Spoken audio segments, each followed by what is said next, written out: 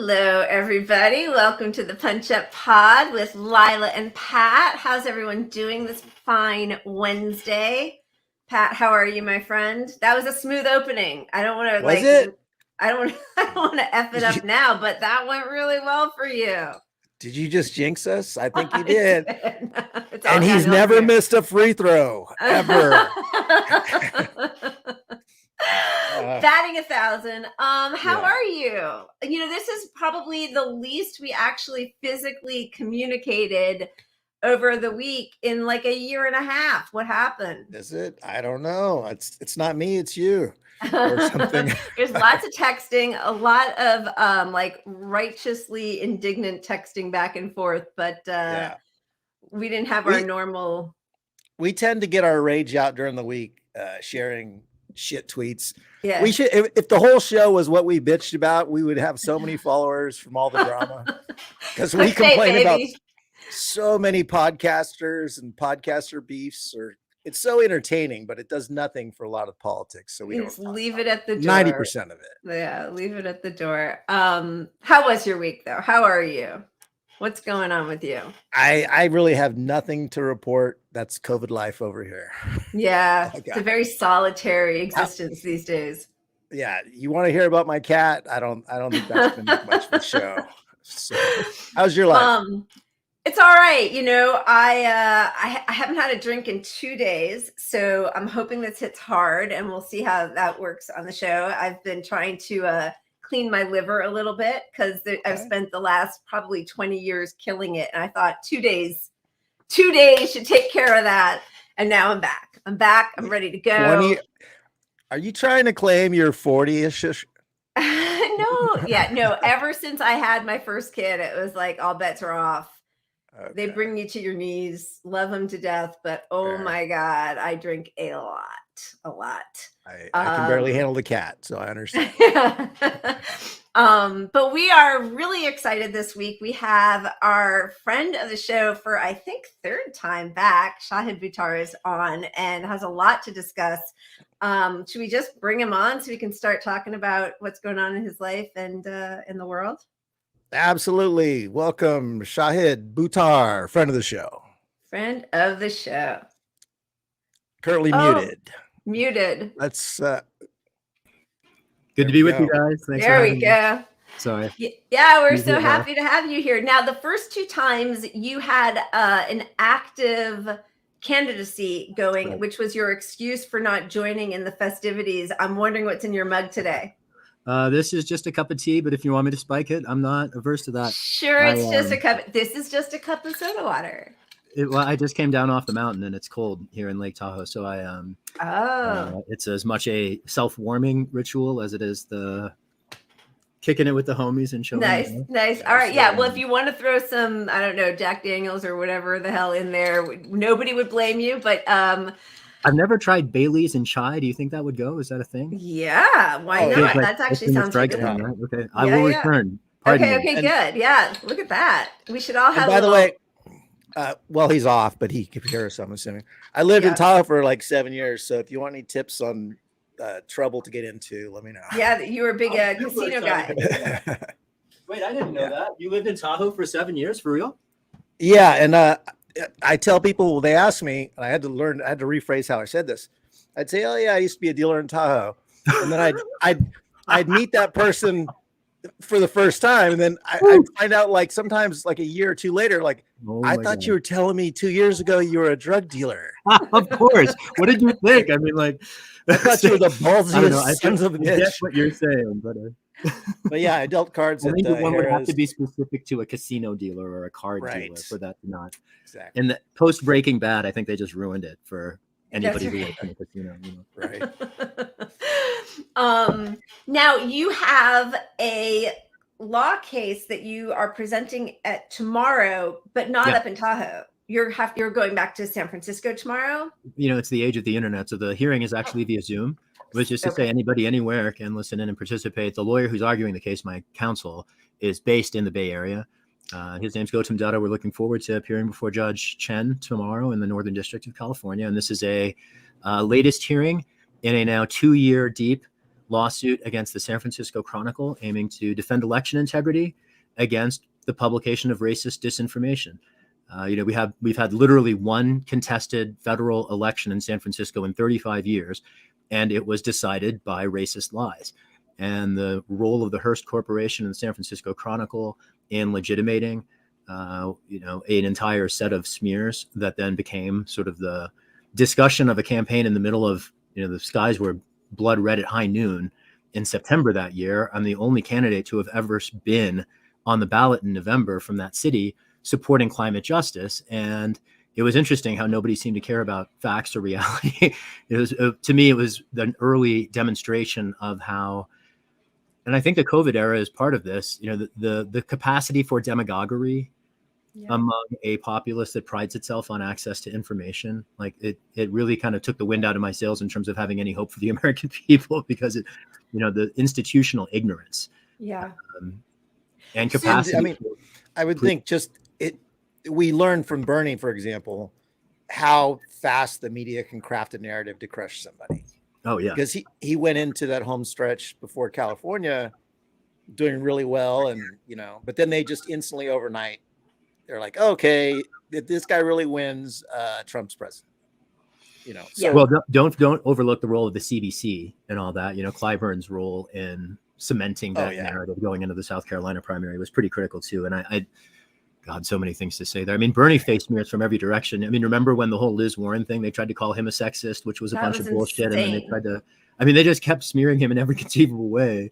Yeah. And Americans are just a bunch of gullible, ignorant fools, basically. I mean, I know it's always attributed to Hitler. I don't know if it's actually what he said, but if you tell a lie enough, just make sure it's really big and everybody will believe it. Yeah, and the more you just sort of continue saying it, people don't even remember the retraction if there ever is one. But okay. So going back specifically to your case, was there ever a retraction? No. In fact, by none of the papers that published lies. I mean, one of the protagonists in this entire saga ultimately admitted that they were lying to The Intercept, and yet still none of the papers retracted or, even edited any of their stories. The Intercept, interestingly, published 4 different stories over the course of 2 months without identifying any of them as revisions to the previous ones. And by the time they, if we're finally finished, what they basically uncovered is that the whole thing was a hoax. They declined to expose the orchestrators of the hoax, which is an entire series I'm writing now. They include a sitting member of the Board of Supervisors in San Francisco, Dean Preston. They include staffs of elected officials on both sides of the Bay.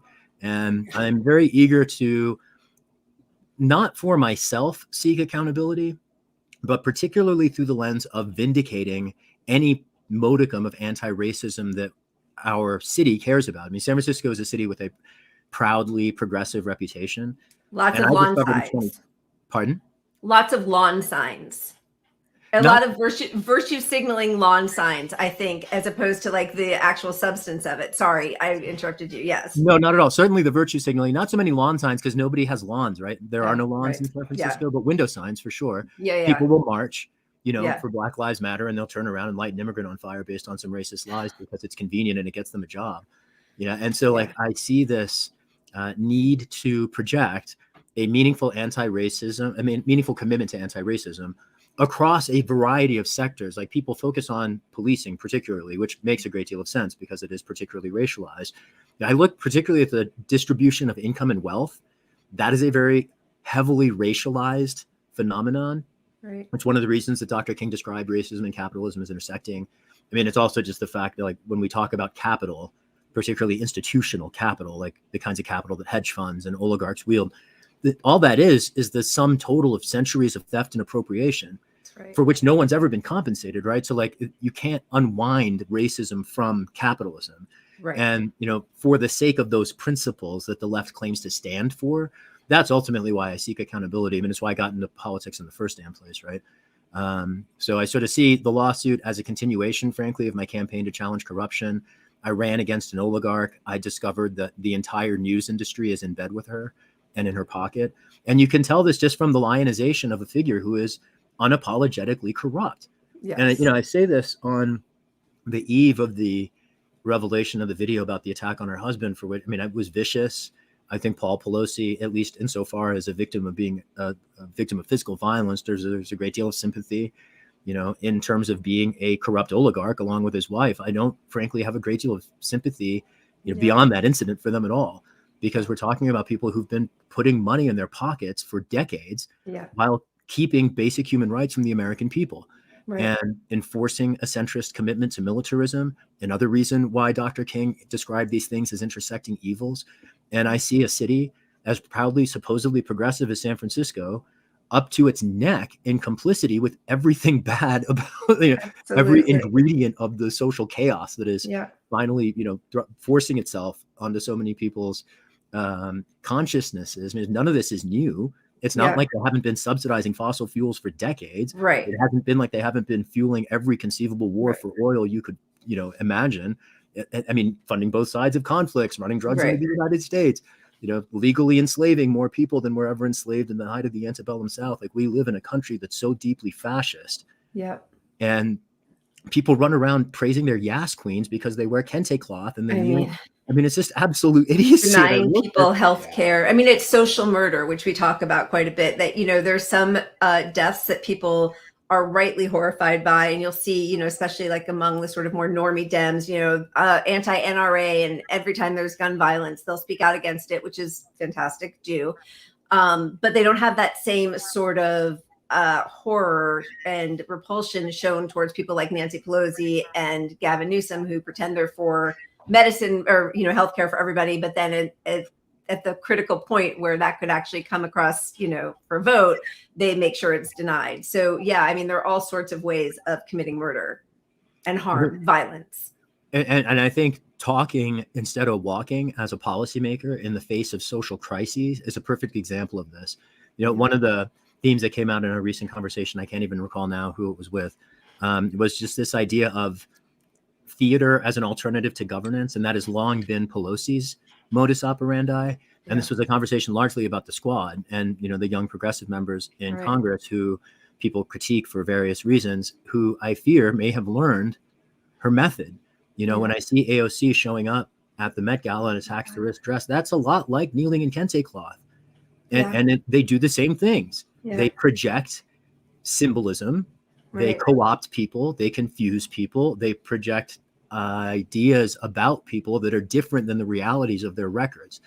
And at the end of the day, I'm a constitutional lawyer. I don't get fooled by like theater. I'm an artist too, right? So like, I appreciate theater as much as anyone. But I'm not going to get fooled by it. And I see an entire class of editors and seemingly every journalist in the country so idiotically gullible that they get led around by the nose by a bunch of fascists. Mike Pompeo was out today tweeting something about the Chinese Communist Party making a donation to the University of Pennsylvania. And I was just like, Mike Pompeo, are you kidding me? I know. I mean, the CIA is the most criminal agency on the planet, and its director is trying to lecture anybody about ethics. I mean, give me a damn break.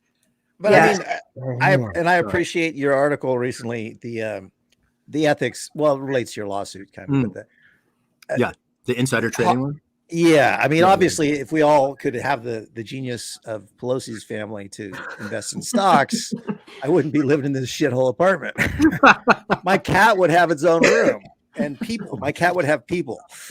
But you got to give it to them in some level. I mean, naming it the Pelosi Act of all things. And we had, what was the acronym? What does it stand for? Does anybody remember? Oh my God, I don't remember what it stands for. But again, it is leaders. I don't remember the OSI. Stocks, really trading, I don't know. But that's like another like Yas queen on the right? Like it was very clever, and that's funny, and it's a great way of, dragging her publicly, but also like they all do it too. And it really does just feel like spiking the ball, and it's red team, blue team. And I think the crux of it that your lawsuit is addressing is that, without the media holding these people to account, it's a complete dereliction of duty, and there isn't democracy because many people don't know. They think that, most Democrats I know really just feel an overall sense of moral rectitude when they vote blue. they voted for the good guy. They feel good about themselves. They'll believe the bullet points that are put out there, of what Biden has They accomplished. wear stickers about it, for God's sake. People are so glibly, smugly self-satisfied. It's imbecilic. And there's no calling to any power to account by the people who that's their whole job ostensibly. And so and even and sadly I think we're seeing this happen even in titular left-wing media, where we're seeing sort of people circle the wagons around their favored candidates and not allow any dissension, and there becomes this whole squabble. And instead of I think it's, if you don't have an ideology separate from what about Trump, then you're lost. But I think that's where most of this country is. I fear that Americans are too stupid for democracy, basically. And I don't mean that as if like the American people are stupid. I mean, our institutions are stupid, and they enforce stupidity. When you have newspaper editors who refuse to cover things like, for instance, the bipartisan prosecution of a publisher for publishing military crimes, that's the prosecution of Assange. And they go on and on about retail theft, as if that's actually the threat facing our communities or our country or our species. And we're running off a climate cliff, and they're running contrived stories about retail theft and car break-ins. And I'm like, are you kidding me, people? Right. We're subsidizing $20 billion a year of fossil fuel companies right now in 2023, while the Arctic shelves are still shattering and California catches on fire every summer, hopefully no longer with all the snow and rain. But like, you get what I'm saying, right? And editors have nothing better to do than to publish this fluff. And I particularly think, it actually does occasionally keep me up at night, the role of the CIA in the world. And the idea that we live in anything resembling a democracy when the intelligence agency's budget is secret. They may have killed a president 70 years ago. No one knows for sure. They certainly haven't convincingly disproved it, because this is the same agency, mind you, that was, selling weapons to Iran, to run drugs into America, to legally enslave millions of people, most of them Black. I mean, the depth of, and then tortured some folks and then hacked Congress to try to hide its criminal trail. Right. And the CIA is not just corrupt, it is criminal. And the complicity of America and allowing that agency to continue to run amok around the world, I think not only makes us too stupid for democracy, it makes us too morally reprehensible to even claim it. And, the idea, for instance, there's this notion, you'll hear it in political science departments, democratic peace theory, as if democracy supposedly embrace peace. And they say this because the United States has supposedly not waged overt imperial wars for territory, while toppling democracies around the world at the drop of a hat to install puppet dictators to then steal the resources. I mean, it's just so economic hitman is our game. That's our entire game. It is. And then they're all employed on CNN and MSNBC as experts. So it's this revolving door of theater. And who has oversight on the CIA? I mean, Congress, in theory. So if you believe Congress is wholly owned by corporations run the CIA.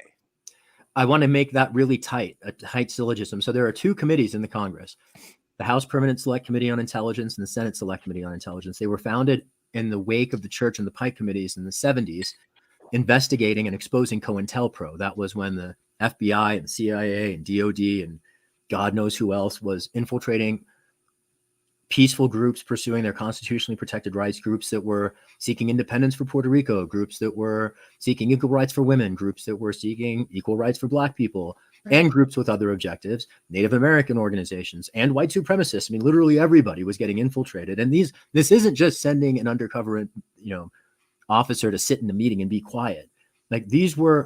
This was the FBI literally taking over civil rights organizations by planting people within them who then assumed leadership positions.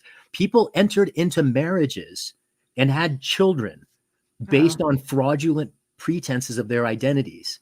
I mean, it's so even bioethically gross. Right. I cannot, there's no words can suffice to convey the depth of the depravity that our government demonstrated for 50 years before Congress bothered to look. And the only reason they looked is because a bunch of hippies broke into an FBI office in Philadelphia, stole some papers out of a filing cabinet, and drove them to Washington. That's the story. You can learn more about that in the documentary 1971. I highly recommend it. Right. It's an incredible story. of like grassroots populist ninja like Right. secret agents sleuthing. I mean, these people stayed secret for 50 years after exposing the FBI and the CIA. Wow. Yeah. And then they came forward because they wanted people to know the story. Go ahead. Yeah. I feel like, that should have naturally led to more oversight and protections, but we're actually in a different situation where legally the government's allowed to propagandize people now. Some of the things that the Clintons undid from the law actually enable it's more likely some of this stuff happens again. Well, I mean, we just saw in that Hamilton 68, right? That was an often sourced, I guess it was like a think tank or a news group that was created by the CIA, FBI, that was disseminating information to support Russiagate.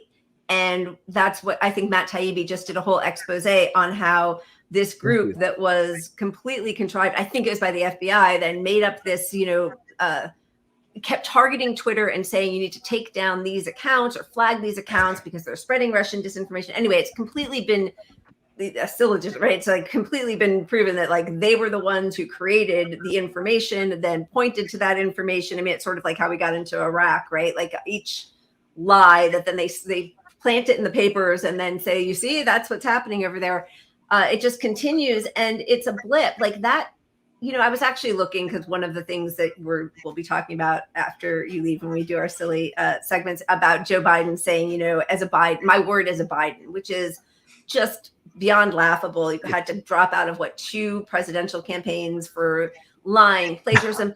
But that was so, when I looked back at those 5-minute compilation videos from the 80s, and the horror of the, like Connie Chung and the people who at that point were our news source, or, anchors of the main news.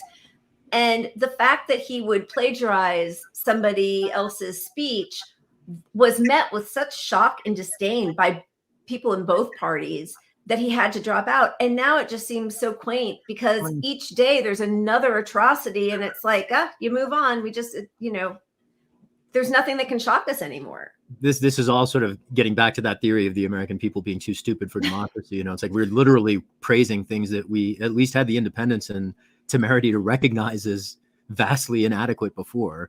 Yeah. I mean, to the extent the standard is now, are they more than a tacky would-be autocrat, right, born with a silver spoon in their mouth? Like that's, it's a pretty low standard. I want to go back to the notion that Pat raised. So there are 2 critical levers in society to ensure that we, the people, have any insight into what the hell is going on in the world, what our tax dollars are being used for, who's killing who's selling weapons to who.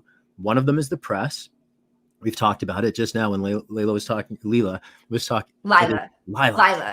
think that Bailey's went to your head really fast. Yeah, sorry. I apologize. As someone with an unusual name, I know. I believe me. I get no. It's okay. Yes. So as Lila was saying, with the run up to the war in Iraq, when the generals plant the lie and the editors print them as if there was any credibility in the first damn place, and so we've discussed the locus of sort of blame in the press. And I want to just shift to the congressional oversight piece. So we talked about the Church and Pike committees, the creation of the HIPSI and the SCSI in the House and the Senate. Let's just do this Socratically. Take a wild guess.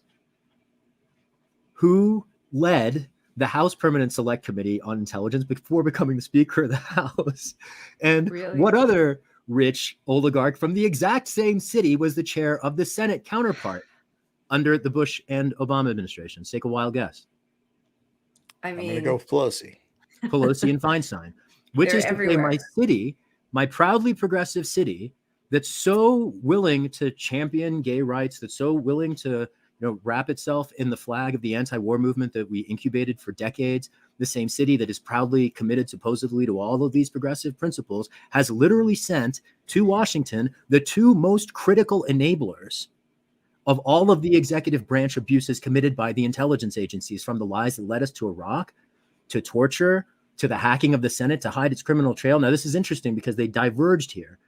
Pelosi has never found a program to critique the intelligence agencies over. In fact, she very well may be, under international legal principles, criminally liable for torture herself because she was briefed by the CIA in the 2000s, around 2006. There's a Time article about this. And she failed to blow the whistle, as she is affirmatively required to do as a government official under international law that we fought a world war to establish. Okay. These were not international legal principles that are casually embraced or ones that somebody else forced on us. The establishment of international human rights principles at the end of the Second World War, you might describe as the high point of human civilization. And we lost it, not to an armed conflict, not to Al-Qaeda. We lost it to a pair of oligarchs from San Francisco who could not be bothered to show up for work for 30 years while the press looked the other way. And we get lied into wars. People end up dead, maimed. These are Americans I'm talking about. Don't even try to count the dead Iraqis and Afghanis, right? I mean, it's criminal. It is criminal. It is criminal. And the America fact that has no idea. They just like go about their lives as if there's any semblance or modicum of legitimacy to any of this. Their own kids are getting run off a climate cliff, and people are just like going about their days. I just seriously. Well, the other side is worse. The other side is worse, is such a shield to these people that want to remain ignorant, because you can't. You're right. Okay. And in most issues, you are right that the other side is worse, but like that will never get us anywhere better in society. And also, I don't know, are they worse? I mean, I hear what you're saying. Sorry, I understand what you're saying, but I feel like that maybe that's the beginning point with some of the people who use that as the shield, is, to continue to point out that Biden, has continued every single policy that liberals were outraged by under Trump, pretty much, right? Like, but he just doesn't have the mean tweets. I mean, I don't know, the insurrection of January 6th, we've talked about this so many times, but I mean, Bush and Cheney staged a much more successful insurrection in 2000. I guess I feel like the more we can really discuss it that way, because I am so frustrated with these conversations with people who really don't have any understanding, and who are really, what they really don't like is what a buffoon Trump is. And I long for the days of the sane Republican Party. Well, the sane Republican Party was just as vilely racist and trying to destroy every institution of our government as all the Republicans, and now almost all the Democrats are. So like, I don't know. I guess, I mean, I don't mean to, I know you agree with me, Pat. I'm not, but like, I just don't know how to like chip away at this. Well, I just want to add in here, I think this is why there's so much anger from progressives against people like the Squad, for example, because what they do by greenlighting all the existing policies that we don't agree with, by greenlighting Pelosi and the leadership, they take away our argument. Because if we talk to our normie friends about needing to reform this, that, and the other, and they say, well, look, AOC, you're crazy lefty. She doesn't even agree with you. You're left of AOC. You're, I get that a lot. Wow, you're even left of Bernie. I'm like, Bernie. I mean, so they're not bringing more people to our side. No, really, is what's happening. They need to stand up and fight for something like the right just did. The right, the radical right, the nuts that are fucking crazy. But they showed that a small harm. They showed that a small group can have a big impact and get us away from this centrist bullshit of not changing any policies ever. Right. Two things to note here. First, we just celebrated a national holiday to a figure with a monument in Washington whose most enduring legacy, frankly, beyond the speech to which he is reduced, was a letter that he wrote from jail where he described the white moderate and their role in constraining progress. And Dr. Martin Luther King Jr. 60 years ago bemoaned precisely this dynamic. Exactly the same dynamic. In 60 years, our civilization has learned absolutely nothing at all. I know. And it's like, I just, I don't even know what to say anymore. It's like, seriously. I agree with everything you're saying. I just don't like the way you're saying it. We need small steps. It's like all that stuff, right? It's been going on. James Baldwin. I mean, so much of the same. It's just been happening over and over again. But I mean, I do think that the lack of education, the lack of people, who I think are reading the news, who are just stenographers, who probably haven't read a book ever, right? So they're just, they don't have any sort of paradigm or historical knowledge to bring in to refute the lies coming to them from the people who are sitting across, they're supposed to be holding to account. So we really are in some no man's land. I mean, democracy dies in darkness for sure. And it's the erosion of the institutions beyond government. You know, like the dynamic path that you were describing about elected officials sort of compromising and what that does to the, you know, sort of Overton window and what people deem legitimate and not. You know, you put that against then what Lila's talking about in terms of the abdication of the press. Again, you know, we're talking about Congress and the press as the two most critical levers for the people to at least have insight into the executive branch, which has, you know, particularly over the last 70 years, eclipsed more and more parts of the rest of the government, certainly in terms of the resources that it deploys. And we're talking here about not just the military industrial complex, but then like the sum total of every other agency that, you know, when people think of agencies, those are all in the executive branch, right? Congress and the judiciary are pretty small relative to it. So to the extent we know anything about what's going on in the executive branch, it's got to be the press or Congress. And when Congress is asleep at the switch and the press is asleep at the switch, like where are we left? Like this is why I say we're institutionally ignorant, because we literally have no levers to peer. You know, we have the Freedom of Information Act, and there are people out there using that to tremendous effect. I want to shout out, you know, Ryan Shapiro, Ken Klippenstein, all the other lawyers out there and activists who are writing requests and litigating around them. And the law is super stacked against them. One of the things I ran for Congress on was a policy to shift the FOIA presumption so that if an agency wants to classify something, it should have to prove why affirmatively. And the idea that the burden is borne, you know, on the other side is just foolish in the first place. And the idea that you have to know precisely what to ask for in order to get it. I mean, And the congressional oversight committees are all captured by the agencies that they're supposed to oversee. That's why the intelligence committees have been reduced to paper tigers, because they were created when they were actually led by people with independence, and then they got taken over by oligarchs. There's an interesting eddy here, just to reflect on, Pat, when you talked about the right-wing populists and the influence they've attained in Congress and forcing McCarthy to make concessions in exchange for their support. One of the things that they forced, I had initially had some more hope in this, and it is, I think, a bunch of BS, but they created this committee on the weaponization of the federal government, which frankly could have been a church committee had they made it bipartisan. But then apparently several members from the squad tried to get on it in order to meaningfully pursue some of these questions.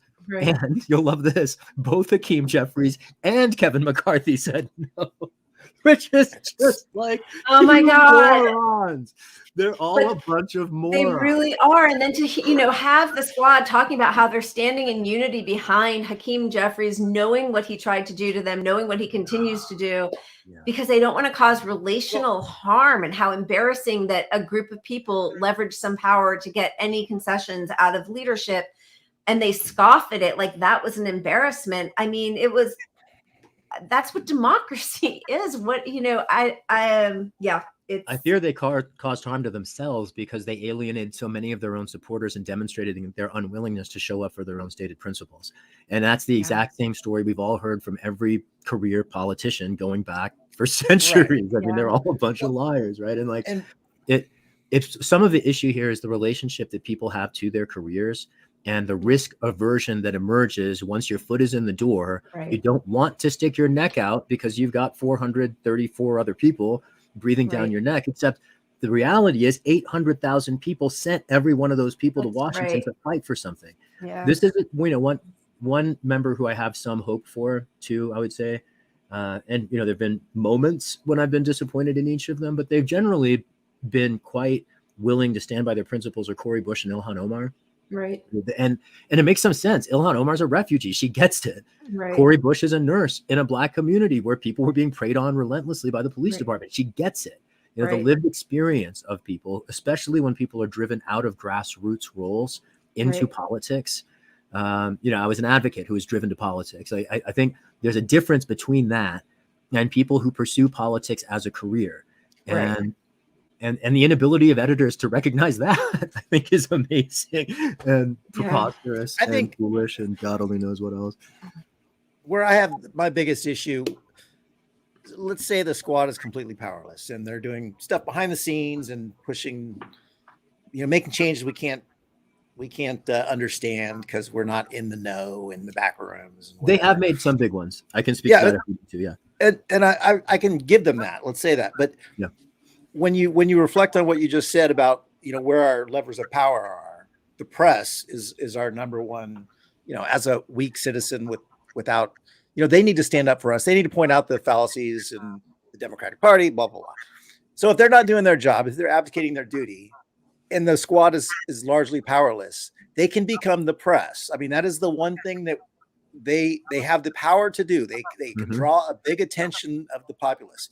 You know, AOC's cute little TikTok videos cannot just say, "Oh my God, we need $15 an hour," or "Oh my God, we need Medicare for all." They can say, "Adam Schiff is doing this X, Y, Z, and that's wrong," and you know, call out people by name, not you know. But they're, to me, that's the biggest thing they're lacking. They're not putting any spotlight on the Democratic Party.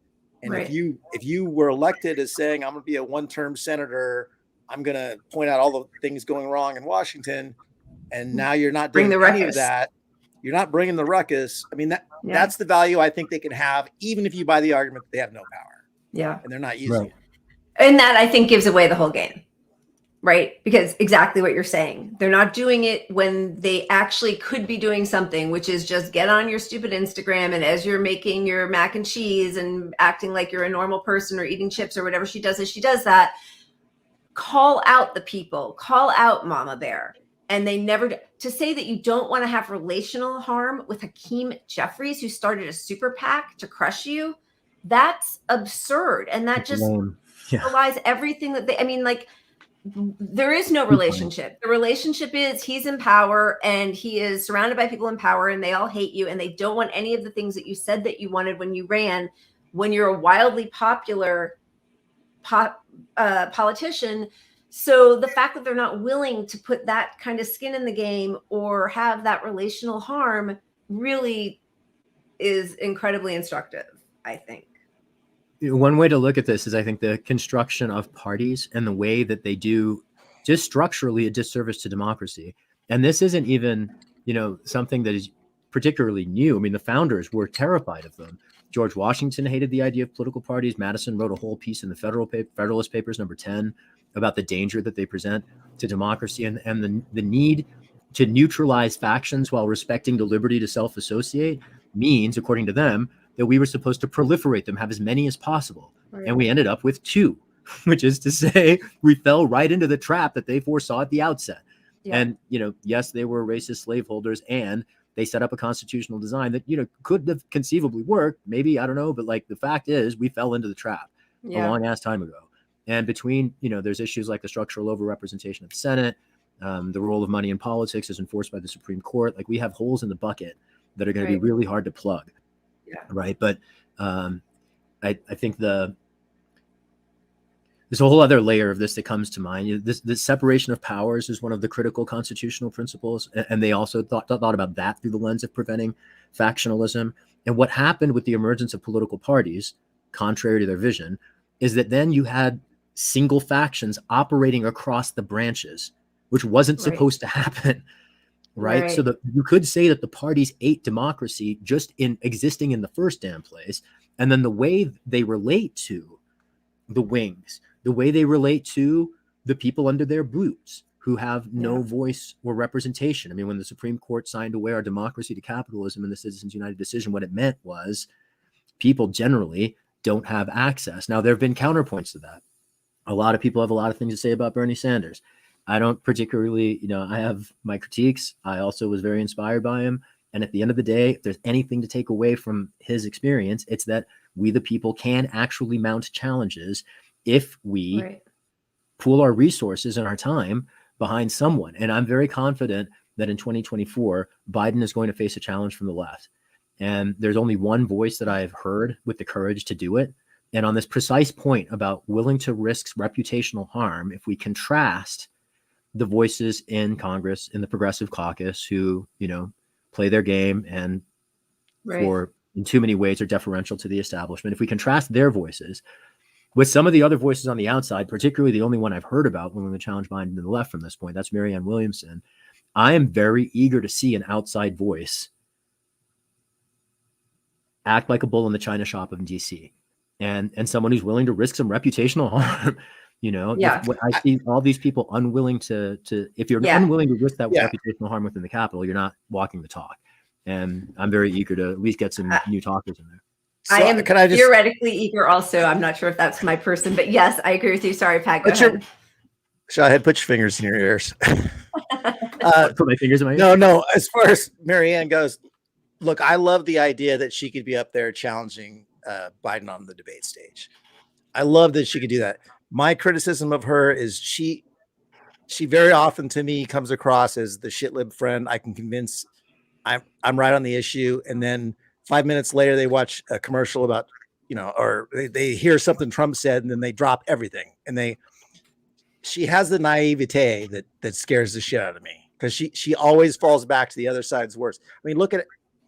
Her positions on Pelosi in many respects are very yeah. I mean, she just this week she said something about Go ahead. No, well, I mean, I mean, I agree, and we don't have to have a discussion specifically about one candidate. I mean, I welcome lots of challengers from the left. I want to see them. I don't know where they are. I agree. They're hiding behind their pillows. They're hiding under their bed sheets. They're hiding behind their careers and their 401ks. They're a bunch of timid talkers. Yeah. And that's the biggest difference. You can see in her willingness to step out that she is not like them. Yeah. And the them I'm looking at includes every person in the Democratic Party who calls themselves progressive, who's going to line up behind Biden because they don't have the independence to challenge their party leadership. Yeah. And, I think to your point, Pat, she is, well, I'll take the Pelosi thing and then the broader point that you raised. She endorsed me to replace Pelosi and was, pretty openly hostile to the Democratic Party leadership. So I just would welcome more specificity there in the critique. As to the point that you're raising about feeling like she's, like one of our friends that we all have who maybe lack the structural analysis, I'd say a couple things here. One, she's weirdly encyclopedic, especially about history. I learn things every time I talk to her that I did not know, random things, she's just phenomenally well read. Now there's a second piece here. This gets to the locus of experience. If we were to contrast Cori Bush and Ilhan Omar with Marianne Williamson, there's a vast degree of difference there. Okay. Right. And I think to the extent people have concerns about something that you're getting at that I'm struggling to put the words on, I think it is that, she is a woman of a generation who, has a particularly vocal sensibility that, I think some people associate with folks who are well off. And so that leads them to characterize her in certain ways. That was very diplomatic. Right? No, that was really a beautiful way of putting what you just said. Yeah. My concerns are that, for example, in the initial debates, she was against Medicare for all the first time around. And then she sort of came and softened to the idea of Medicare for all. And I never question, she's not a person I question her integrity. And that's really important. I mean, I think for anybody that the left is going to get behind, you have to have integrity. Yes. Because I believe everything she says comes from her actual opinion. I don't think she's a bot person. Right. I don't see that she would get in within the Democratic Party and not cave to the will of the Democratic Party. I don't. I can see it as an outsider, because right now she has a position where she's not working with these people. Right. I just don't see it. I think she was just having an interview with Jordan Sheridan, and he asked her, this week, we talked about her last week, and then all of a sudden there was a lot of brouhaha because she went on a couple different podcasts and there was drama. And as Pat, I think, has said so well, that sort of clickbait is not in our DNA, Pat's and mine. We're not trying to demolish a person, we try to be a little more gentle in the way we maybe come around to the exact same thing. So a little bit, sometimes I feel like my more normie friends where it's I agree with everything you're saying. I just don't like the way you did it, which, I have been accused of so many times. And I felt myself feeling that a little bit this past week. And so I kind of had to check myself, because I do think a little bit that if somebody comes to a conclusion such as, oh no, Biden's not trying to privatize Medicare, which she said, which I felt wow, he's spent 40 years floating that out. And even in the past 2 years has allowed privatization, right? Or saying that, well, Democrats aren't as bad as Republicans when it comes to cops. And to me, that's just jaw-droppingly I mean, Yeah. sorry, but ignorant, right? Like, I think we've doubled the amount of money we're giving to cops under Biden that happened in Trump's last year. Certainly the militarization really started full force under Obama. So I don't know how you could say, you know, I mean, Black Lives Matter started under Obama. And I'm not blaming just him, but I'm just saying, I don't think that you could say that there's a real qualitative difference apart from getting in your kente cloth and taking a knee or whatever. But, you know, even that was years late, right? Because 3 years before that, Pelosi was saying, and Ruth Bader Ginsburg, that, you know, Colin Kaepernick was a jerk for kneeling. Right. So, like, the fact that she wrote a memo instructing members of Congress to give Black Lives Matter protesters lip service and to deny them any policy requests. That was a Pelosi memo circa 2016. Go on. Right. Yeah. So, I mean, I guess there's some of those things like what Pat was saying that I feel she does belong in that group of people who see Republicans as worse. And while I think that maybe they are willing to be very forceful and blatant in their racism and sexism and, you know, saying that, you know, the rich deserve more and it will trickle down and all that kind of stuff. The truth is the Democrats seem to exist wholly to crush the left and pave the way for those awful Republicans. So I guess I don't see a huge qualitative difference apart from virtue signaling. And so I think the fact that she sometimes it feels more Pollyanna-ish when it comes to it and less, not, I know people don't want to see an angry person up there, except that there is some righteous anger and outrage that, and actually she discussed it. I don't know. I guess she's just not my candidate. I don't need to, we didn't bring you on to make you have to defend Mary. I'm happy to talk about it though, because I actually feel pretty strongly about this. I see a lot of people talking a lot of trash who don't have another voice.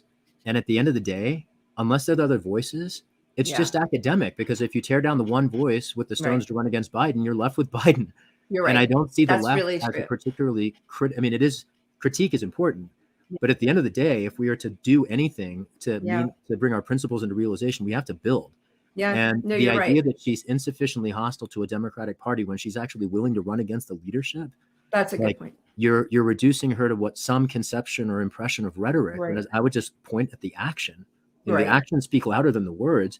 She's more openly hostile to the Democratic Party than anyone else in the country, because all anybody else does is talk about it. All the podcasters who come at her from the left, they're not more hostile to the Democratic Party. They just don't have the There's something that they're not willing to do that she is. That's a really good point. I appreciate your saying that. You're making me reevaluate a little bit, so I appreciate that. I want to ask Riley, you're a shit lib. I know I am. I'm vote blue no matter who. That's entirely a joke. No, I appreciate what you're saying. 2 years before the election, right? So like, I don't even think it's like at this point, there's no need to even settle on this. I think we just, to the extent we want to see a voice come to the left of Biden, my invitation to all the podcasters would be welcome every damn voice you can find, and don't try to push people out of the way before the things even got started, because that doesn't help anybody. 100% in agreement with you on that. I would never, yes, 100%. And, you know, I will say, I mean, I was a huge Bernie fan, and, you know, I still am to some degree. I did like upwards of 20 hours a week of volunteering for him for the better part of a year. I mean, I loved him, but I mean, I think we all did various degrees of that. But I know there was a lot of pushback from people who were further left than I was about how he wasn't for reparations, and the way he, you know, didn't have like it was like class reductionist. And I feel like between 2015 and 2019, when he got in again, I think he did hear some of those voices and was open to shifting a bit. And she might also be that. So I don't think, I'm not trying to shut her down on any level, but I think there's probably room for some learning input. Look, and even where I disagree with her and my criticism right now, I will value her if she can get her message, even if it doesn't align with mine, but if her message is in contrast to Biden and points out things that benefit the left, I still see that as a benefit to progressives who don't believe in electoral politics. And that's like, you know, I'm an inside outside strategy guy, leaning way more to outside. Yeah. But I'm not going to take down somebody who's trying the inside strategy, even if I don't think that's where all your efforts should be. Like somebody's efforts should be there, and if hers are there, that's great. That helps us all. But I still have my criticisms.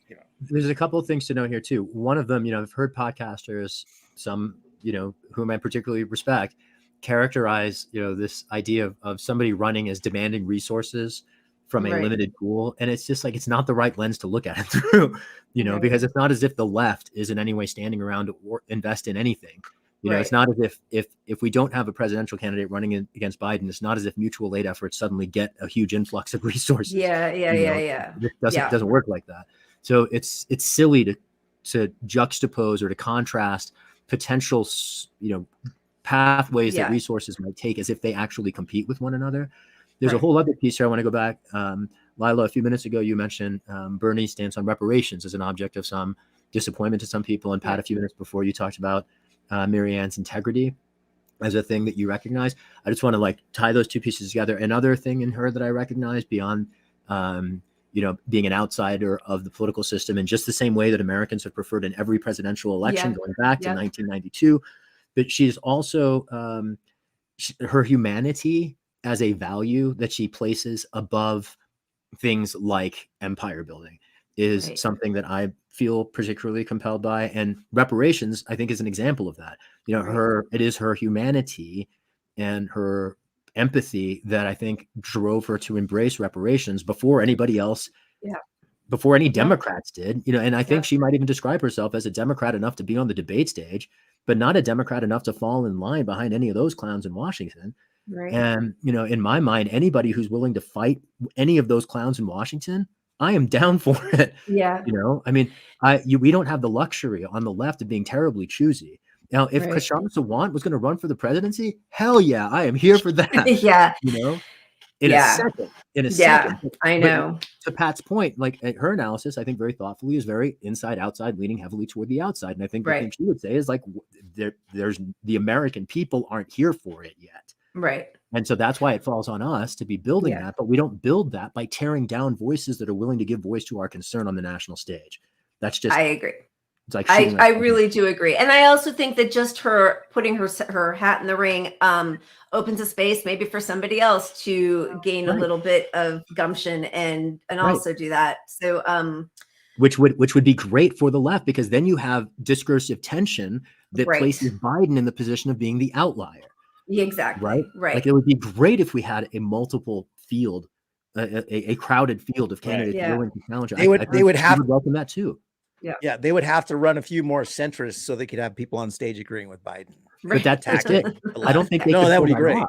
How could they pull that off? I mean, they kind of did it last time when they had Klobuchar and Buttigieg. And Harris. But then they'd have to be challenging him, even to be there. So then they're not going to do that. Yeah, no, I mean, that is, I agree, so, and gosh, we've kept you 23 minutes longer than we said we would. So we're going to let you go. But I do just think, that dirty break. My drink too, so that might be well. Okay. It's a good, the dirty break idea. I'm all about it. It would Bailey's and chai. Yeah. Okay, I think we'll call it the Shahid. That could be your new drink. The chai hid. Mortified, but yeah. Yeah, the chai hid. That's good. Pat with the puns, punny Pat. I'm going to suggest Shahid, you always make me think about things. And first of all, you're just, the way you speak and your knowledge, the breadth of your knowledge is so inspiring for me. And I really appreciate that you made me change my mind a little bit today about Marianne Williamson. So thank you for being willing to engage in that conversation. I appreciate that a lot. You're very kind. I always glad to share ideas and thoughts. I'm grateful for it's the chance to rejoin you guys and drink with you finally. Thank you. Yeah, I know. We'll have to do it again. Hey, and good luck tomorrow. We put We're gonna follow the link that for sure. Yeah. I'll definitely just follow it.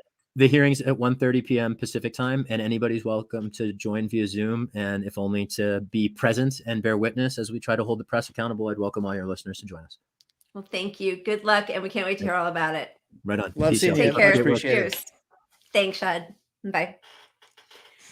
All right. That was amazing. I really do adore him. I think he's so smart and inspiring. And I think, some of the people I love the most, unfortunately, weren't born in the US, so they can't they can't primary Biden, because there's a bunch of them I would really love to put in the mix there, including Shama and Shahid. So, Can you imagine?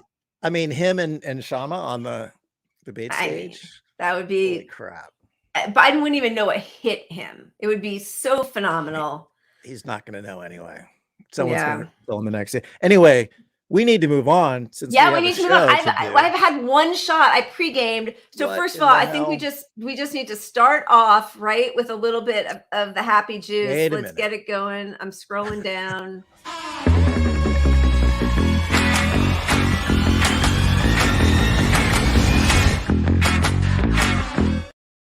All right, let's get it going. We got a lot to get to on our wheel. But I was so thrilled that Shahid kept hanging with us. I did not want to let him go if he was willing. Cheers. Oh, I poured it in my drink. Oh, have you forgotten how to drink? That's the sign of an alcoholic. Lila has forgotten how to drink. I poured it into my I can't diet wait tonic. for you. So cheers. Sorry. You know what? I'm gonna play our little drinking intro and go to the bathroom because I gotta. Oh, okay. Where is it? Where is it?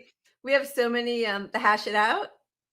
Oh, 30 seconds. I can't pee in 30 seconds. Dude, you can hold it. You'll be fine. All right, let's just do it.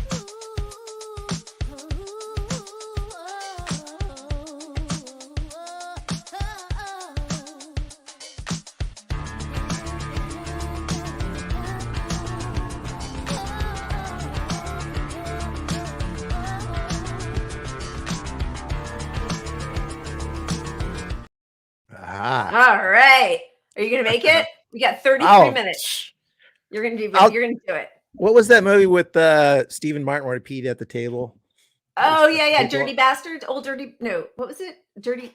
You're close to it. It was when he stuck a fork in his eyes a couple seconds later, but yeah. Like, I have to go to the bathroom. He's like, okay. And I'm probably aging myself. Yeah, no, both of us. What do we got? Not me. All right, what do we got? We got power to the people, clickbait, timeline cleanse. My word is a Biden, and vaxxed and relaxed. Did you just take off? Oh, no, you go into I just peed. No, I just peed. Let's spin the wheel. Can I just say I had an apartment so small at one point that you could pee from my living room. In the bathroom. Could you sit to pee? I refuse to in principle. Yeah. You know this. Right. Don't. Right. I'm going to bring it up every chance I get. You rip the scab off. This is an old wound. I've been to counseling. This is one of those things you don't talk about. All right, let's spin the wheel. Spin it. Yeah, baby. There you go. Okay, see, that's what I'm talking about. Now we have to make up for lost time. Here we go. Oh. I told you I haven't had a drink in 2 days, right? So it's hitting hard. You ready? Cheers. Cheers. Which reminds me, we forgot to do a shot glass thing again. All right. For sure, this next week we're doing a challenge, a shot glass. We got shot glasses we bought for the show, and we keep meaning to do like something fun to give them away. Families drink, Kiko. Have you not been to my family reunions? Are the drunkest people you've ever met in your life. I mean, it's the whole reason I started drinking so hard was when I had kids. Definitely, it's kid friendly. I used to make my kids race each other who could open a bottle of wine faster, and my younger one beat my older one when he was like 6 years old. Yeah, life goals. Okay, all right. Are we doing it? Yeah, we're spinning. Oh, did you shot or what? Wait, no, we're spinning it. I already did my shot. Yeah, baby.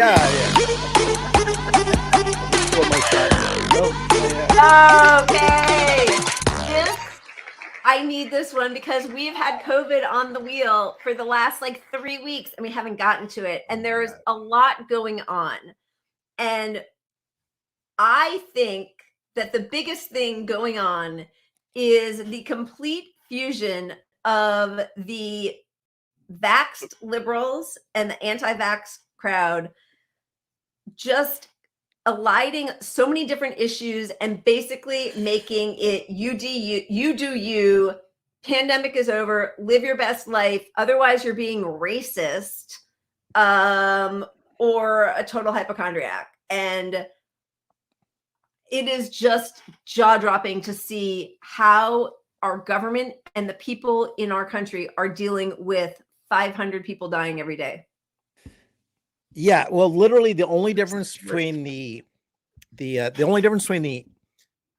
establishment opinion about COVID and the anti-vax left, like the left that's sort of the COVID minimizing left, I'm going to say, not anti-vax, because there's reasons to be anti-vax. I can accept some of them. Yeah. The only difference is the Democratic Party says get vaxxed and we'll do nothing else, and that's all that matters. And the COVID minimizing left says don't get vaxxed, but nothing else matters. Like we don't care about masks. We don't believe in science of masks. We don't believe in science of boosters.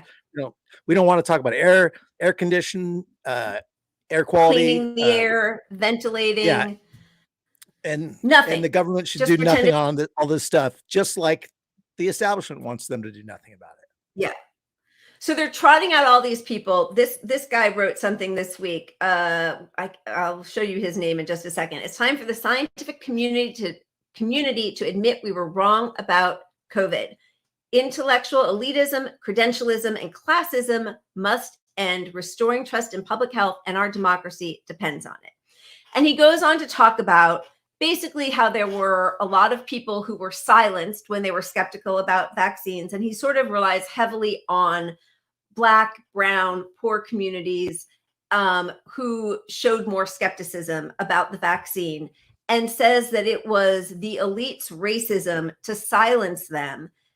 But again, like never talks about, and learning loss. Of course, they always bring that up and how that affects, communities of color so much more, which yes, it does, which is why we should be funding our schools and improving the quality of public education and getting rid of, any impediments to that. But they never come up with that. It's always just get their asses back in school and go back to work. And why not get their asses back in school if this is your argument? But we're going to provide air quality protections and masks because we are not fucking idiots who don't believe in these basic scientific principles. Why do you have to believe everything?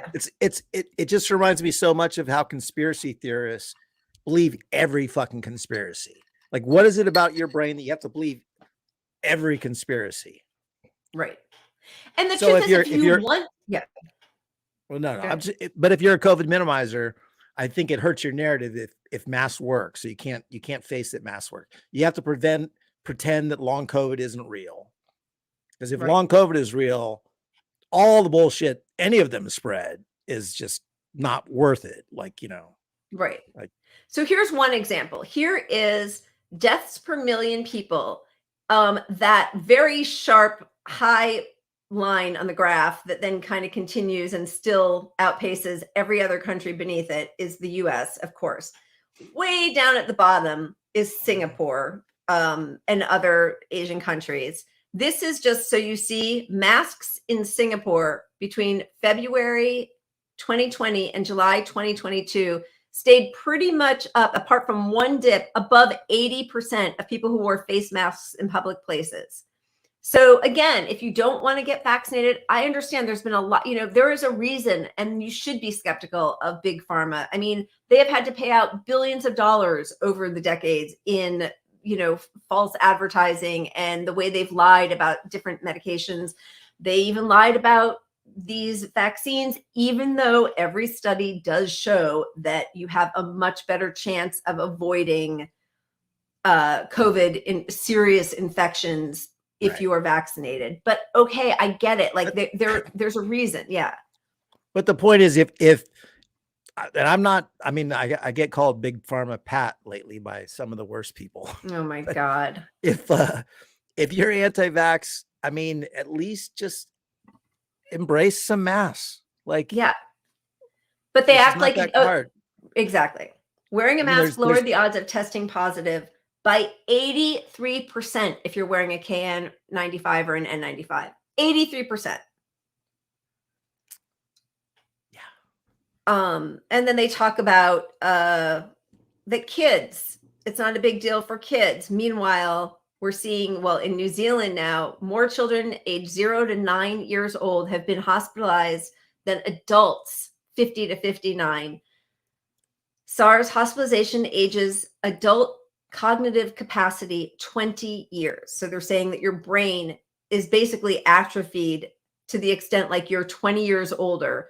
So let's hope it'll be different for all of those kids who were just hospitalized. I don't know what the lie about it, and then, yeah, go ahead. Can I just show this clip? Because I want to talk about this, and I don't want a podcast beef, and this is not a podcast beef. But it's really important to me that COVID misinformation, like if you're believing a lot of this COVID misinformation and you're perpetuating some of this stuff, you're harming people. So like this really matters. So I just want to look at, I want to debunk some things without talking about the person and personalities. This is a clip from the Door Show, and it's just full of entirely bullshit. So here you go. That's the COVID narrative. And as soon as I looked into it there, and they're still lying at every turn. And now we know it causes more myocarditis than COVID does. So it has what they call negative efficacy, meaning if you take the vaccine, you are worse off than if you didn't take the vaccine. When everybody, because it's going to take a couple of years for everybody to realize the amount of lying that has happened, that hoax that has been pulled on people. We were never at a threat from this virus. It was only a threat to elderly people, people with comorbidities, and the obese. It was never a threat to children. It was never a threat to healthy people, and we never should have taken this fucking vaccine. Let's just take a really quick look. Yeah. I mean, this is your risk of myocarditis with Pfizer. It's much lower than with Moderna versus a COVID-19 infection. I mean, what is that? Like 4.5 times as much, right? Yeah. Where's our other graphics on that? We had well, that's from that same article. Annual, I know we have so many different things here. Transmission also not true. Yeah. Okay, so when they talk about, here's the myocarditis people, right? Their whole argument for myocarditis carditis being worse off. You're more likely to get myocarditis if you had the vax than if you didn't. And then COVID. It's all based on one study, is the Israeli study. This one that was published in the New England Journal of Medicine. And it studied 304 people who had myocarditis symptoms, right? 304 people. And it found that a certain age group, the largest difference was males between 16 and 19, which is why you hear this perpetual myth of, well, the shot is worse for men between a certain age, so you have to break it down by age and whatnot. All right, so this is what they're basing all this nonsense about. And it is a scientific study. It's legitimate. It's published in the New England Journal of Medicine, which is why they always point to it. But they're completely ignoring after that a study of 58 million people by Penn State. 58 million that said, no, that's not true. You're 7 times more likely to get myocarditis if you haven't been vaccinated than you are with the vaccine. And you get COVID. Yeah. Right.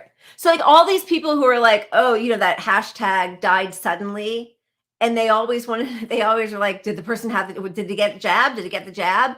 But also, did that person have COVID? Because that is the underlying condition that now most of our country, and that's the other thing, all these people who are so dismissive, like, oh, the only people it was a risk to are people who had comorbidities or underlying conditions.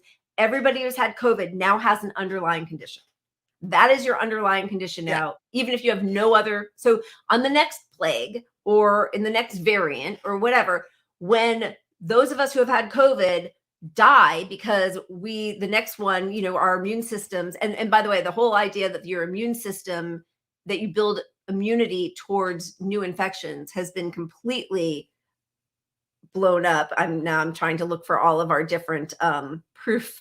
I want all of our proof, which I can't find right now. So I'll just talk through it. But that sort of like eugenics idea about whose deaths are easily dismissed because they have a comorbidity, everyone who has had COVID is now considered somebody with an underlying condition. So the government or the people of the CDC or whoever likes to dismiss people's demise you will now be part of a group of people who is like expendable.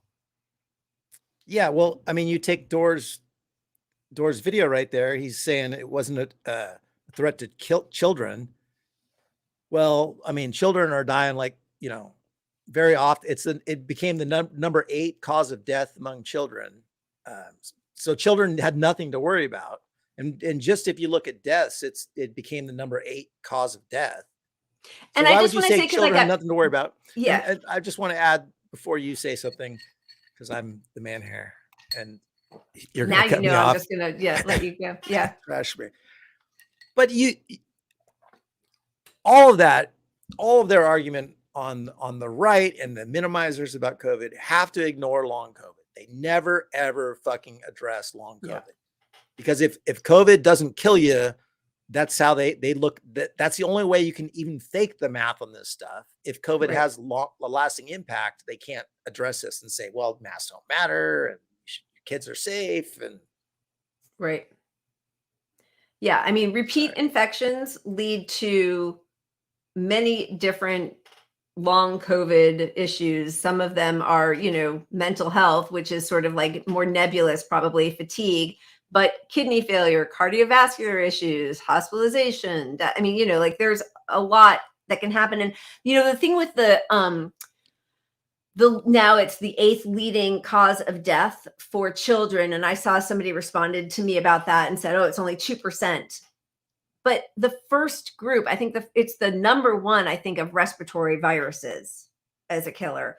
And then other ones are, some of the deaths for kids are gun deaths and congenital disease, right? So like for things that you could actually avoid, it's up there. And if wearing a mask can help you avoid it, or even like, and again, as you said, they never want to talk about any other non-pharmaceutical intervention or anything else to protect us. This just came out and I was reading that. So there's a nasal spray containing iota-carrageenan, I'm going to say it wrong, that they are now saying reduces your risk of infection by 80%. But nobody talks about that. And, they've just taken away Novavax. I guess there's like millions of Novavax shelved, and people have been fighting to get it, and they've been denied by a lot of doctors. Yeah, and we're done. Now we're done. We're just going to throw it all away. They said it's close to expiration. People have wanted it. And so this is how you create a vaccine duopoly. Now your only choices are Moderna and Pfizer. And it fuels the argument of the people who are like, the mRNA is some scary, crazy technology that's dangerous. And, so Novavax was the only non-mRNA that really seemed like it was very promising. Which was very promising, held up better to some of these new variants than a lot of the vaccines did. Yep. Although, this is the other thing, like boosters are effective. You should get boosters. If you don't want to, fine. I'm not going to force you to. I'm not saying that, but there's a lot of misinformation about how effective boosters are and that boosters don't help you. They do. And so the science is behind it is pretty clear that, and this is where we should be pushing back against Biden. The Biden administration wants to move to a once a yearly COVID shot, which is anti-science because the waning efficacy of these shots is proven. It's not ambiguous. It's not like, well, we don't know. I mean, we know that boosters work. Right. But only for like 6 weeks. But here's people are anti getting the boosters. And that's, if you support, if you're a Democratic shitlib centrist kind of person and you believe Biden's vax only policy, you should at least support the boosters, and nobody wants to get the boosters. They're not getting it out. And that's a failure on Biden's part. Absolutely. Entirely. And I'm not saying we should do that. I'm not, believe me, I just want to step back. Yeah. We should be doing all the other measures as well. Right. But I just want to point out the failure of his administration is epic because his only strategy is the vaccine and boosters, and he's not getting people boosted.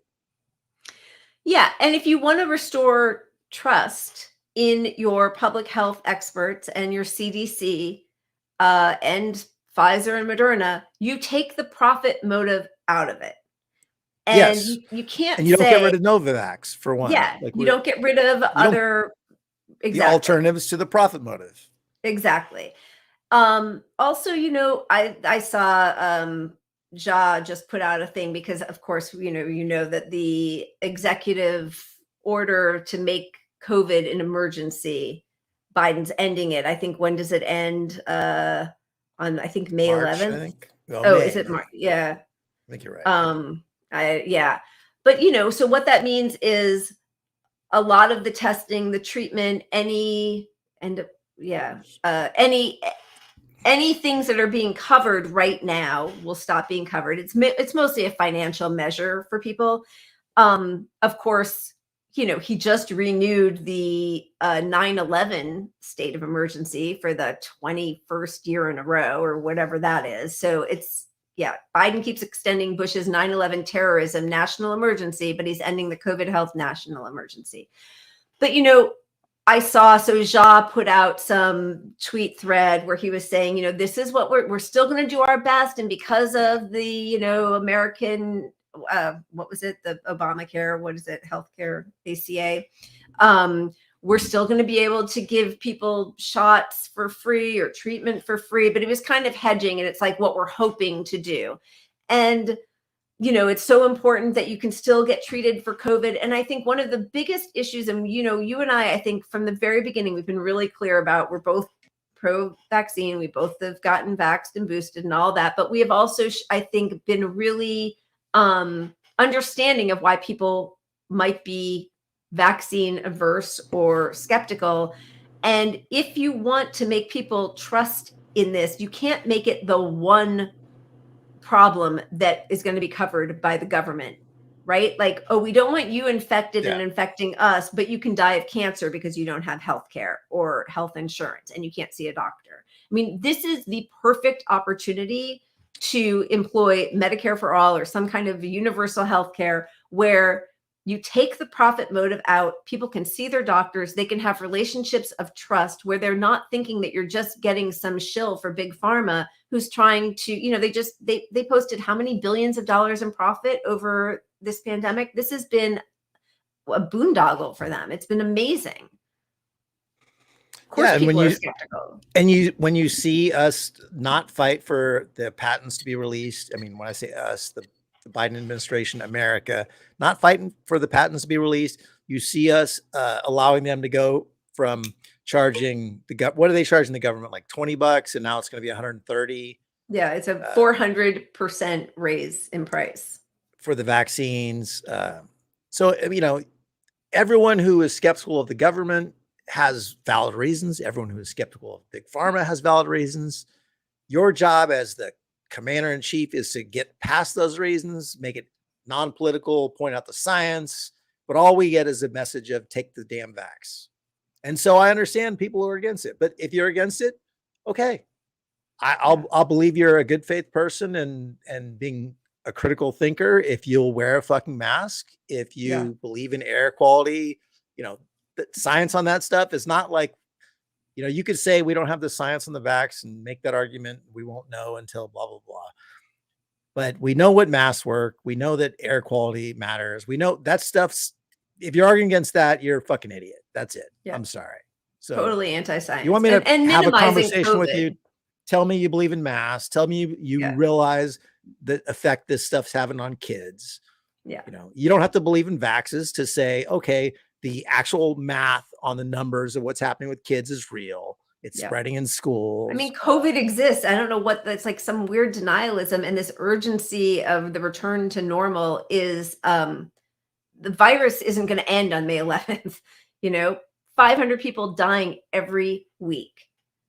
I just don't know how anybody can look at that. Anybody who considers himself or herself or themselves on the left, any kind of socialism, anything where you care for the commonwealth of people around you, to deny that this is a global pandemic and act like we should have just ignored it just because big pharma is making record profits, which is disgusting. Yeah. But you have to be able to separate those two out. And separate. Look, if our government is corrupt, fine. Our government's corrupt. If our big pharma in this country is fine.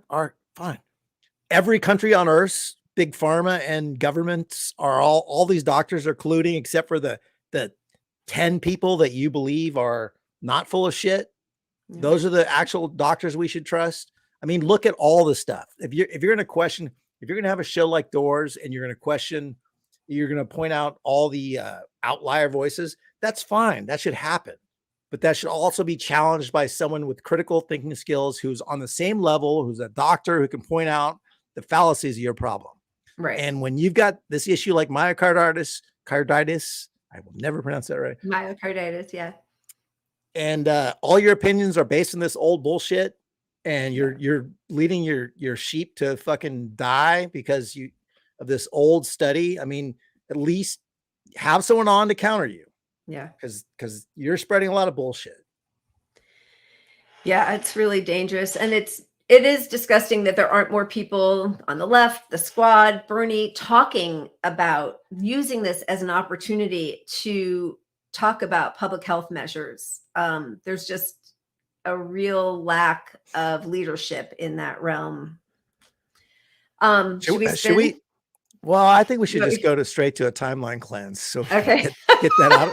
Okay. Should we show Chris Rock? Yeah, let's do that. All right, because then I can pee and I know. I knew that's what that's. America's insane, man. The cops shooting motherfuckers, man. You know, we got cop problems. Well, that was a moment of levity in what's been a really horrific timeline of death and despair with the cops. Just disgusting. All right. Do we have time for one more wheel segment? We really are pushing it here. Should we have to do another segment. All right. Okay. Let's do it. Yeah, baby.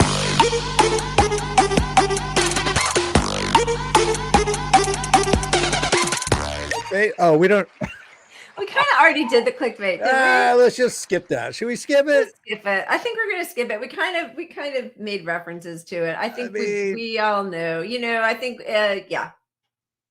Just skip it. We're going to skip it this week. I can't show my images. Let's just. Yeah, baby. That's better. There we go. That's what I was looking for. This is more important stuff right here. Much more important to have another shot. Let's go. Ooh, that was a big one. I poured a big shot. All right. Cheers. All right. And I didn't use that opportunity to run to the bathroom, so you know. Yeah. Oh, I didn't either. Yeah, baby.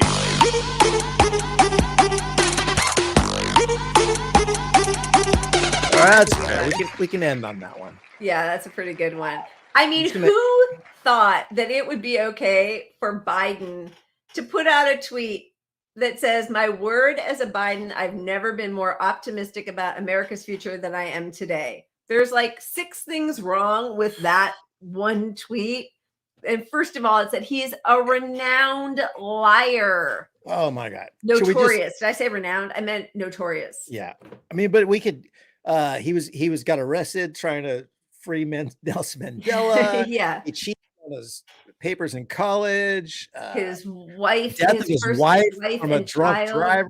He wasn't drunk. He, well, he talks about he was part of the civil rights marches. He was he marched for civil rights. He was on the wrong side of the civil rights marches. Yeah. He's claiming that he participated. Never tried to cut Social Security. I mean, he is just one lie after another. I do think that probably the one that's just kind of the most reprehensible is destroying the truck driver's life, lying about him, saying that he drank his lunch after he was in that fatal accident with Biden's his wife at the time and child, which is so tragic and awful. But to do that to a person, he was a sitting senator, so very publicly talking about something that was a total lie. I don't know. That's like out. That's a different kind of lie. Although he's been called out on all these other lies, and then he just keeps saying them. Yeah, and he's been told. I mean, there are articles going back 30 years about his staff saying, "Don't say this lie anymore," and it's all the staffers that work for them. And then 5 years later, he says it, and then the old article comes up, and they're like, "Well, they told him 5 years ago to stop saying this article, this lie," and he just does it, and he's done that for 30, 40 years. It's really and there's crazy. No accountability for it. So that was just a really interesting tweet to put out there. My word as a Biden. Yeah. I think what he was gonna cancer moonshot. How's cancer? Did he get rid of cancer yet? Oh, second. I'm guessing cancer is the second term. Cancer, yeah. Vote blue if you want to get rid of cancer. And cancer. Vote blue the migrants. And cancer. Oh my God, that's actually going to be it. Vote blue and going to be it. Yeah, moonshot. Cast your vote for the moonshot. Yeah, I mean the minimum wage, canceling student debt, I mean, there's just one lie after another, lack of accomplishment. I mean, I don't know how much we can read of that. The oil drilling on federal lands, Medicare premiums going up, people kicked off Medicaid. I know.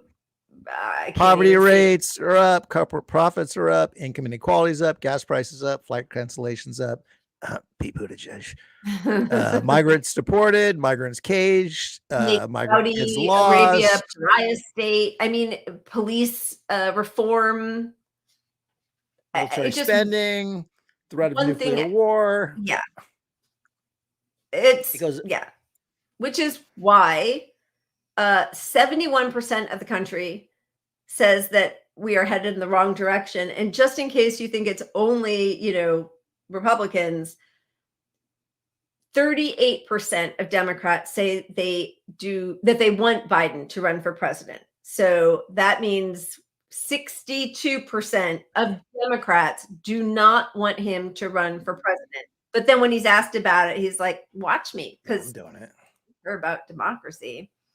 Try to stop me. Yeah. Well, I mean, but if you look at the polling, he's very distrusted at this point. Yep. It's dropped to 34% and he's even losing to Trump in polls now, which I know doesn't necessarily mean anything this far out, but it's not a great sign.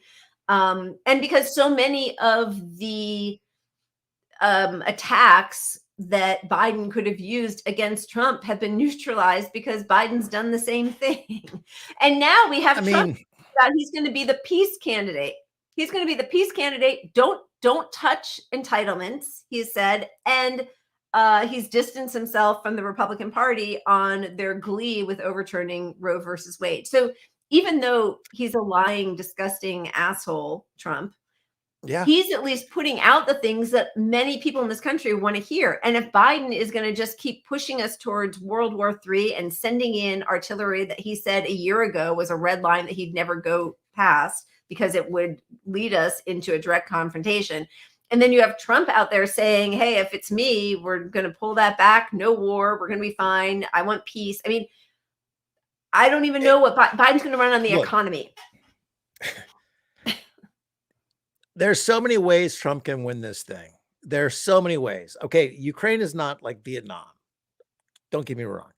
But if the public turns on the president and how they view this war, Biden can't win because it's unabatedly, undisputably attached to Biden.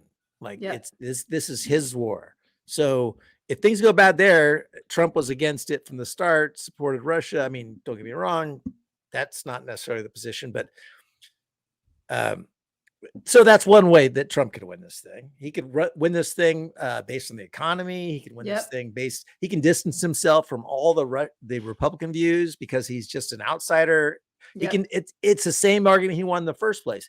People were so disappointed with the way politics worked. They threw a grenade in and said, go ahead, Trump. We need an angry outsider, not part of the system. That even after 4 years of seeing what a fucking terrible disaster he was, people are still like, well, yeah, him again. Like that is such a condemnation of our whole system. I mean, and I think most Republicans don't want Trump to run either, although he's much more popular among his base than Biden is among his base. So like if Democrats are really nervous about Trump, they need to get somebody else in there. But of course they're not really nervous. So it doesn't even matter. But yeah, I mean, I think COVID, we talk about this all the time, but I think COVID was probably the reason that Trump lost in 2020 right. because people wanted somebody to handle it better. And Biden's just shuffled us all back to work in sickness and death. And like you said, but if you look at the reality, which was that Trump would have beaten Biden had COVID not happened, and people were very fearful about how Biden would handle COVID.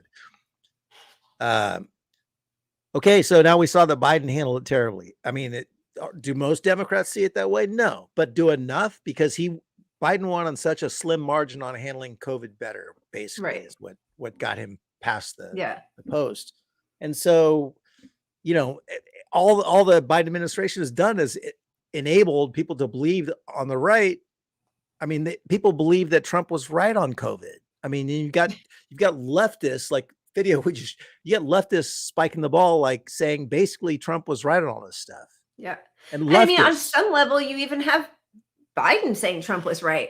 Like the Great Barrington Declaration, right? Like, yeah, I mean, like everybody's just switched over. Yeah.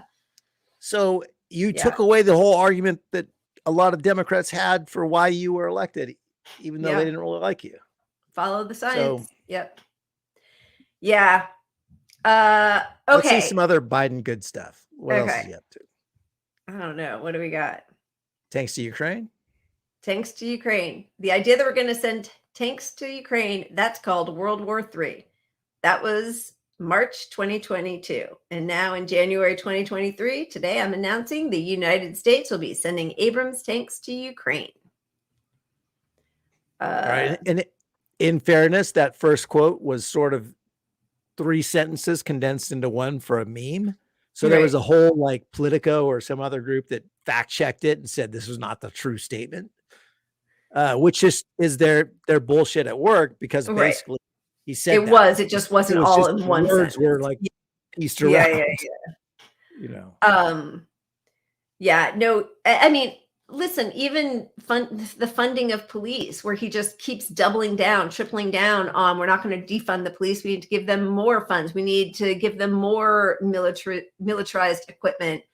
It is so disgustingly tone deaf, and I think Democrats can't win if they don't have a significant amount of Black support, and I think that's falling off a cliff for him. Well, we just got these in Sacramento.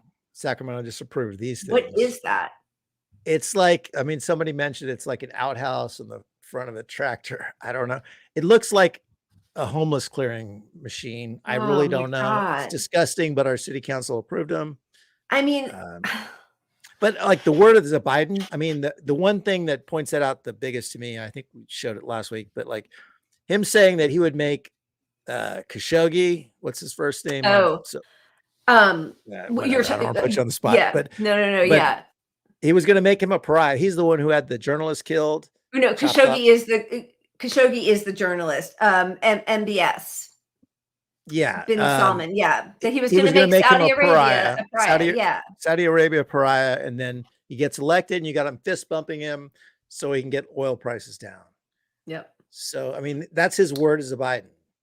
Yeah, no, he's and somebody just pointed out that he told cities they should use their leftover COVID money. What is it left over from for the police? I mean, until the air has been cleaned and filtered in every school, every public building, like what you don't have extra COVID money. Yeah. Oh my goodness. Do we have one fun thing to go out on as it's getting later? Videos? Anything? I mean, we got something. You know what we should show? Cardi B made me laugh. This is not political. Let's do the Cardi B. But also, I want to say, because we're not going to get to all the power of the people stuff, and the French are really showing us how protests should be done.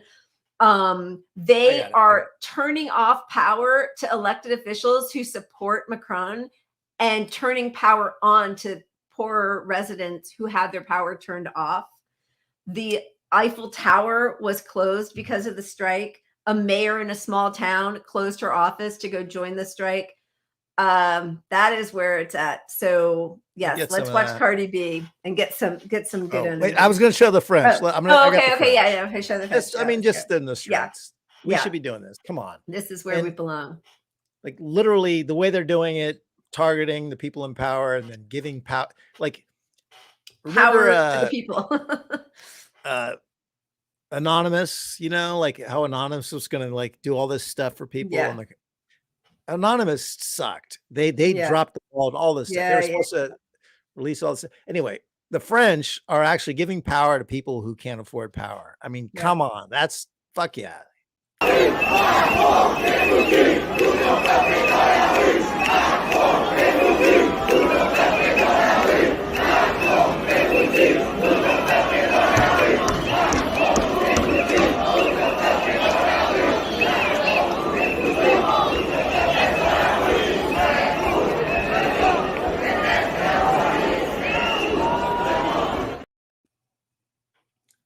That gives you some chills.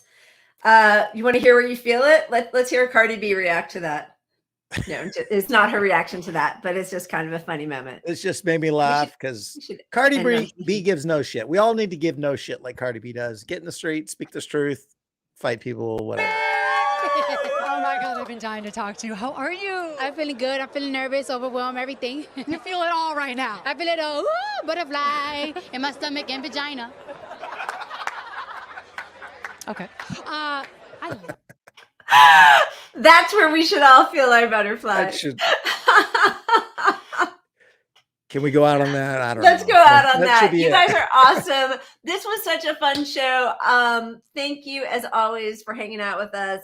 Thanks to Shahid for coming on, and love you guys. Keep punching up. Cheers. Absolutely. Cheers, guys.